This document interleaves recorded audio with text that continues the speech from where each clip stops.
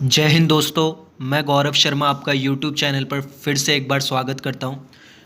Friends, आज जो अपने वीडियो बनाने जा रहे हैं वो है रेल विकास निगम लिमिटेड के ऊपर। तो ये आरवीएनएल के शेयर के ऊपर हम डिटेल्ड फंडामेंटल एनालिसिस करेंगे, जिससे आपको ये मदद मिलेगी ये डिसीज़न लेने में कि मुझे इस स्टॉक में इन्वेस्ट करना चाहिए कि नहीं करना चाहिए। फर्स्ट ऑफ ऑल फ्रेंड्स, जैसे मैंने एक वीडियो जो अपना बनाया था मेग मनी ऑर्गेनिक्स के ऊपर, तो 80 रुपीज़ के भाव पे शेयर को रिकमेंड किया था। आज 130 रुपये का भाव, और मैंने बताया था 120 का टारगेट अचीव करेगा 6 मंथ के टाइम हॉराइजन के हिसाब से। तो वो स्टॉक आज अपने टारगेट को ओवर अचीव कर चुका है, और उस स्टॉक के ऊपर मैंने फंडामेंटल एनालिसिस कंप्लीटली की थी। उस स्टॉक का वीडियो का लिंक मैं डिस्क्रिप्शन में शेयर कर दूंगा, तो वहाँ जाके भी आप चेक कर सकते हो। और फ्रेंड्स, जो मेरे चैनल से जुड़े हुए हैं, ज़्यादा आपका टाइम नहीं लूँगा, वो जानते हैं कि किस तरीके की fundamental analysis and technical analysis करके मैं आपको दिखाता हूँ, बताता हूँ, जिससे आपको मदद मिलती है पैसा बनाने में। तो आइए फ्रेंड्स, हम स्टार्ट करते हैं। सबसे पहले जो वीडियो बना रहे हैं रेल विकास निगम लिमिटेड के ऊपर। ये शेयर अभी 27 रुपये 15 पैसे का भाव इस शेयर का चल रहा है। और बेसिकली ये जो शेयर है ये रेलवे से रिलेटेड है, मतलब डायरेक्टली समझ लीजिए रेलवे का जो भी प्रोजेक्ट है आरवीएनएल के पास आता है।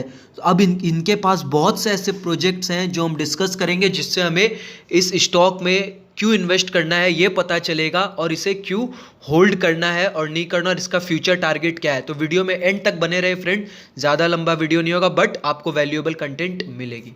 तो सबसे पहले फ्रेंड्स हम देख लेते हैं, जैसे शेयर का जो नॉर्मल चीज़, जो मार्केट कैप है वो 5,660 करोड़ की कंपनी है, और एंटरप्राइज वैल्यू 9,221 करोड़ है। तो मार्केट कैप और एंटरप्राइज वैल्यू क्या होता है मैंने पहले ही डिस्कस कर दिया। अब हम सिंपल चीज़ यहाँ पीई रेशियो, मेरे पुराने जो वीडियोज़ हैं उनमें पहले से ही बताया, तो मैं डिस्क्रिप्शन में लिंक शेयर कर दूंगा इसका भी, मार्केट कैप और एंटरप्राइज वैल्यू क्या होता है बिगनर्स के लिए, आप वहाँ चेक कर सकते हो। बट अभी जो मैं डिस्कस करूँगा, जो भी वीडियो बताऊँगा, पूरा एक एडवांस लेवल को ध्यान में रखते हुए। और आपकी कोई भी क्वेरी रहेगी तो आप कमेंट बॉक्स में कमेंट करके पूछ सकते हो। तो यहाँ देखिए फ्रेंड्स, पीई रेशियो जो सबसे इंपॉर्टेंट हम देख रहे हैं, कंपनी का पीई रेशियो 7 का है, जो एक बेहतरीन पीई रेशियो माना जाएगा, क्योंकि ये 10 के नीचे है, 7 का पीई है। अब जब हम फ्रेंड्स पीई रेशियो 7 का देखते हैं, तो हम ये देखते हैं कि सेल्स ग्रोथ कैसी है कंपनी में। अगर मान लीजिए कोई कंपनी का पीई रेशियो आपको दिख रहा है 7 का, बट सेल्स ग्रोथ आपको दिख रही है 5% या 8%, तो उसमें मज़ा नहीं आएगा इन्वेस्ट करके। तो आपको अगर P E ratio for example P E ratio 12 का है, तो सेल्स ग्रोथ आपको करीबन 20-25 का ग्रोथ मिलना चाहिए उस कंपनी में, तभी उस कंपनी में इन्वेस्ट करना चाहिए।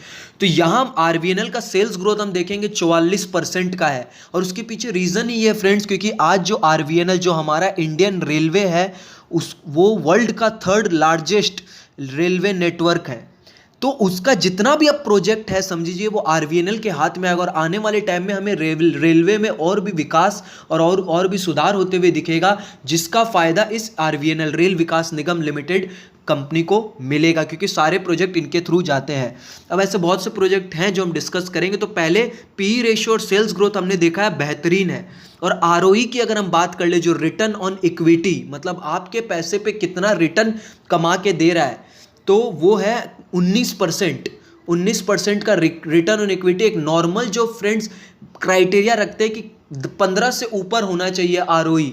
एक अच्छी कंपनी, एक आइडियल कंपनी जो 15 से ऊपर आरओई हो तो अच्छा माना जाता है। हमें यहाँ 19 का आरओई मिल रहा है, तो ये 19% का आरओई, तो ये भी एक अच्छा नंबर है। अब हम सिर्फ एक चीज़ है कंपनी, वो है पैट, जो मार्जिन है कंपनी की, पैट मार्जिन मतलब प्रॉफिट आफ्टर टैक्स, वो 5% है। तो यहाँ अगर मार्जिन में इंप्रूवमेंट हो, पैट मतलब सब काट पीट के टैक्स के बाद कितना परसेंट बचता है। मान लीजिए अगर 1,00,000 रुपए की सेल होती है, फॉर एग्जाम्पल 1,00,000 की अगर सेल होती है, तो मतलब काट पीट के जो बचता है टैक्स देने के बाद आफ्टर टैक्स, तो वो हो गया आपका पैट मार्जिन, जितना भी अमाउंट। तो पैट मार्जिन थोड़ी सी कम है। अब हम आइए फ्रेंड्स, सबसे इंपॉर्टेंट बात है, सेल्स ग्रोथ हमने देख लिया, प्रॉफिट मार्जिन देख लिया, आरओई आरओसी देख लिया, और कंपनी के ऊपर डेट जो है, डेट टू इक्विटी रेशियो 1 का है। हम ये बोलते हैं कि 1 से कम हो तो अच्छा, बट इसमें 1 का है। तो देखिए सबसे इंपॉर्टेंट आपको ये समझना होगा, अगर कंपनी का डेट टू इक्विटी रेशियो 1 से ज़्यादा भी है, तो क्या वो कंपनी कैसी है, क्या वो कंपनी इतना पैसा कमा रही है कि वो अपने इंटरेस्ट को पे कर सके। जिसे हम इंटरेस्ट कवरेज रेशियो बोलते हैं। तो यहाँ हम देख रहे हैं कि 10.92 इंटरेस्ट कवरेज रेशियो, मतलब फॉर एग्जांपल अगर कंपनी 10 करोड़ कमा रही है तो कंपनी इंटरेस्ट पे कर रही है 1 करोड़ का, या आप इसको एक तरीके से पकड़ लीजिए, अगर कंपनी को 1 करोड़ का इंटरेस्ट पे करना है तो कंपनी 10 करोड़ अर्न कर रही है। तो ये एक अच्छा नंबर माना जाता है, क्योंकि interest coverage ratio ideally 3 times होना चाहिए, मतलब जितना इंटरेस्ट पे करी उसका 3 गुना एटलीस्ट कंपनी को कमाना चाहिए। बट हमें यहाँ मार्जिन ऑफ सेफ्टी बहुत ज़्यादा मिल रहा है, क्योंकि इंटरेस्ट कवरेज रेशियो करीबन 10 का है, मतलब 10 टाइम्स जितना इंटरेस्ट पे करी उसका 10 गुना ज़्यादा कंपनी अर्न कर रही है। तो यहाँ पे अगर डेट है भी कंपनी पे तब भी ये डरने वाली बात नहीं है। और दूसरा, डेट है भी तो किसी है, गवर्नमेंट कंपनी है, तो जितना भी इसका प्रोजेक्ट है गवर्नमेंट फंडेड प्रोजेक्ट रहेगा, तो पैसा डूबने का चांसेस नहीं है, जीरो है ऑलमोस्ट। तो ये ऐसी कंपनी नहीं है कि जो पैसा, मान लीजिए कोई प्राइवेट कंपनी का प्रोजेक्ट कर रही है, ऐसा नहीं है। गवर्नमेंट ऑफ इंडिया का जो रेलवे, इंडियन रेलवे जो है उसी का प्रोजेक्ट करती है, तो उसमें अगर डेट कंपनी पर थोड़ा ज़्यादा भी है, और हालांकि डेट टू इक्विटी रेशियो 1 मतलब उतना ज़्यादा भी नहीं होता, बट फिर भी हमारा जो नॉर्मल बेंचमार्क जो हमने बताया था कि 1 से नीचे हो, तो ये 1.01 भी है, तब भी खतरे की बात इसलिए नहीं है बिकॉज कंपनी अगर जिस प्रोजेक्ट जो कंपनी करती है वो गवर्नमेंट का प्रोजेक्ट लेती है और उसमें पैसे की कोई दिक्कत नहीं है, लेट है बट पैसा आएगा। तो ये 2-3 चीज़ें हमने देखा। और अब हम बात कर लेते हैं प्रमोटर्स की। प्रमोटर होल्डिंग हम देख रहे हैं 87% से 78% हुआ है, अभी मार्च में ही कम किया गया। और क्यों किया गया फ्रेंड्स?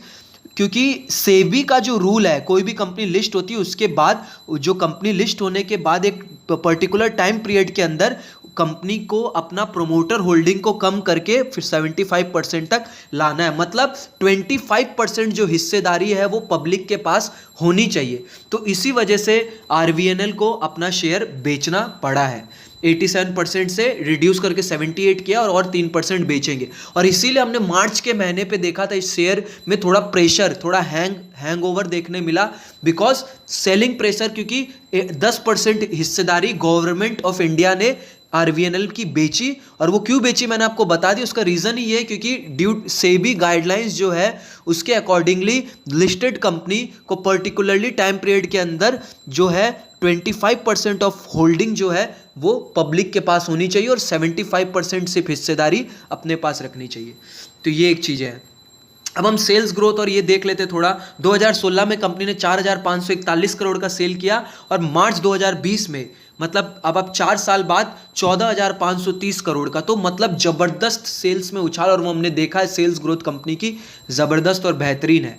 नेट प्रॉफिट की भी हम बात करें तो 287 करोड़ का प्रॉफिट मार्च 2016 में, और अभी मार्च 2020 आते आते कंटिन्यूसली प्रॉफिट इंक्रीज किया है, 789 करोड़ का कंपनी का प्रॉफिट है। तो ये भी एक अच्छा नंबर है। तो कुल मिला के फ्रेंड्स आरवीएनएल का जो स्टॉक है, ये मेरा सजेशन है, बाद बाकी आप अपनी डिसीजन अपने फाइनेंशियल एडवाइजर से पूछ के ले। तो कुल मिला के आरवीएनएल के स्टॉक पे आप करंट भाव पे इन्वेस्ट कर सकते हो, और अगर आपका टाइम होराइजन 1 ईयर का है, 1.5 ईयर, तो यहाँ से आप डबल डिजिट तक का रिटर्न देख सकते हो, मतलब करीबन आपको यहाँ से 54 से 60 रुपये तक का भाव आरवीएनएल दिखा सकता है। और अगर आपका टाइम होराइजन 6 मंथ का है तो यहाँ से 35 रुपीज़ से 40 रुपीज़ का टारगेट अचीवेबल लग रहा है। आइए हम चार्ट पे थोड़ा देख लेते हैं कि चार्ट क्या बोल रहा है। तो हम चार्ट को अगर हम समझेंगे तो फ्रेंड्स, ये मैंने आपके सामने आरवीएनएल का चार्ट खोल दिया डेली। अब यहाँ देख लीजिए, मैंने ये नीचे में बनाई है सपोर्ट लाइन, जो 26 रुपये 27 पैसे पे अच्छा सपोर्ट ले रखा है स्टॉक ने, और ऊपर रेजिस्टेंस है 34 रुपये, 34 रुपये का रेजिस्टेंस, और नीचे 26 रुपये 27 पैसे का सपोर्ट। मतलब ये स्टॉक अभी इस रेंज के अंदर चल रहा है। मतलब खरीदने का रेट क्या है फिर, जब भी अगर आपको स्टॉक 26 रुपये से लेकर 28 रुपये के बीच में, इस प्राइस बैंड के बीच में मिले, तो ये एक बाइंग जोन है जिसे हम बोलते हैं डिमांड जोन। तो इस जोन पे आप बाई कर सकते हो, और रेजिस्टेंस है 34 रुपये का। तो 34 को जब ब्रेकआउट करेगा तो ये फर्दर आपको रैली दिखाएगा 40 से 45 रुपये तक का। फ्रेंड्स, इस चीज़ को आप बात ध्यान रख लेना। और मेरी जितनी भी वीडियोस है आप चेक किए हुए होंगे, बट आपका एक चीज़ में कमी हो जा रही फ्रेंड्स, सपोर्ट आपसे पूरा नहीं मिल रहा है। चैनल को सब्सक्राइब करेंगे और वीडियो को लाइक करें, जिससे मैं आपके लिए कंटिन्यूसली वीडियोज़ लाता रहूँ। वो मेरे को मोटिवेट करेगा कि नहीं, मुझे आप लोग के लिए एक वैल्यूएबल कंटेंट बनाना चाहिए। तो अब हम यहाँ पे देख लेते हैं सेकंड चीज़ जो है स्टॉक के ऊपर, जो है इसका यहाँ पे अब करीबन ये एक डब्लू पैटर्न बना रहा है, आप देख सकते होगे यहाँ पे एकदम डब्लू पैटर्न बना रहा है, और ये ब्रेकआउट की कगार पे है जो करीबन इसका 28 रुपये 20 पैसे, मतलब 29 रुपये का अगर लेवल ब्रेक करता है तो हम मान सकते हैं ये आने वाले हो सकता है 1 महीने से लेके 2 महीने के अंदर हमें 35 रुपये का भाव दिखा सकता है। अब बहुत जन इम्पेशेंट होते हैं, बोलते हैं 1 से 2 महीने वेट करना होगा। फ्रेंड्स मैंने पहले बोला ग्रोथ जो होता है फ्रेंड्स वो कंपाउंडिंग होता है, स्लो होता है बट कंपाउंडिंग होता है। और जो डिस्ट्रक्शन होता है, अगर किसी को डिस्ट्रक्ट होना, बर्बाद होना है तो वो फ्रेंड्स उसके लिए सिर्फ 1 दिन ही काफ़ी है। तो अब आप देख लीजिए, आपको ग्रोथ चुनना है जिसमें टाइम लगेगा बट उसका रिटर्न कंपाउंडिंग होता है, जिसका एग्जांपल बहुत है, राकेश झुनझुनवाला जी, वॉरेन बफेट जी, राकेश दमानी जी, तो ऐसे बहुत से आपको एग्जांपल मिलेंगे। तो अब आपको डिसाइड करना है, आपको ग्रोथ चुनना है जो धीरे धीरे होता है बट फिर कंपाउंडिंग होता है जब एक बार वो पेड़ उग जाता है। तो उसमें आपको पेशेंस बहुत ज़्यादा रिक्वायरमेंट है। और अगर आपको रातों रात कुछ करना है तो उसके लिए फिर तो डिस्ट्रक्शन भी हो सकता है, 1 से 2 दिन के अंदर उठ भी सकते हो और जा भी सकते हो। तो फ्रेंड्स वीडियो आज का यहीं तक रहा। वीडियो को सब्सक्राइब करें चैनल को और वीडियो को लाइक करें, जिससे मैं कंटिन्यूसली आपके लिए इस तरह की वीडियोस लाता रहूँ। Friends thank you for watching this video. जय हिंद।